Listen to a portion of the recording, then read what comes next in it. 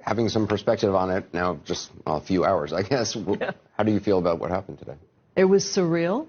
It was painful to sit there and watch the Republicans, some of whom I know quite well, mock, laugh, make comments that were completely ridiculous, you know, some of the comparisons that they made that you just showed. And I think it was a great affront to, from their side, a great affront to what the framers had in mind. From our side, I was so proud of our Democratic Party.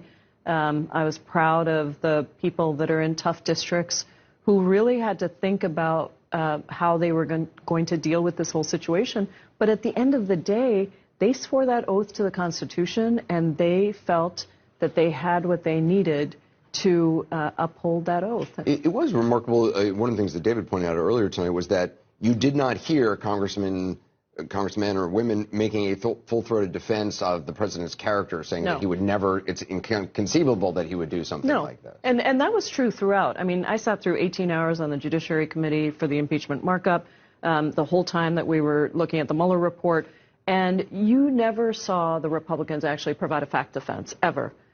They talked about how the process was bad, and then every once in a while they would throw out a few things that were not really facts.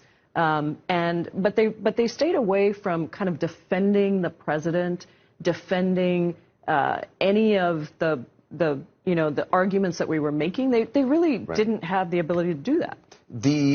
Nancy Pelosi's her decision, or her at this point not moving the articles of impeachment or not sending them over to the Senate, not naming managers. What is the play there?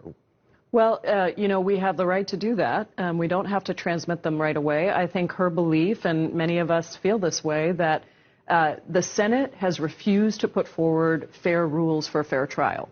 71% of the American public, according to a recent poll I just saw, want those witnesses to come and testify. They want a fair trial. They believe that we need to be able to call these witnesses, and they need to be able to hear from them. So what Pelosi is saying is, don't ask me to appoint impeachment managers and send this over when you have not given us any guarantee of what this trial is actually going to look like. So where does this go? Because, I mean, if Mitch McConnell just decides, I'm not going to, bow to your demands, would you support the House not sending the articles of impeachment over to the Senate at all? No, I think, I don't think we're there yet, but I think it's hard to imagine that we wouldn't send the articles of impeachment over, unless it was such a sham from the very beginning. And I got to tell you, I was in the Judiciary Committee room when Mitch McConnell announced that he was coordinating everything with the White House.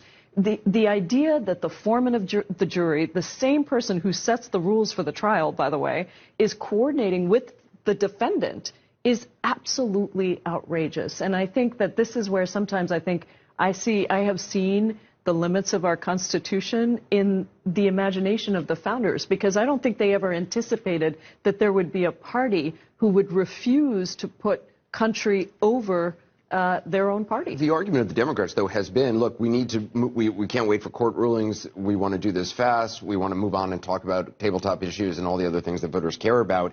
If that was the motivation on the timeline so far, isn't holding up sending sending the impeachment over for trial in the Senate, isn't that running counter to what the Democrats have been saying we want this to move fast? Not really, because we're not talking about holding it up for months and months. We have to get the rules of the trial figured out quickly.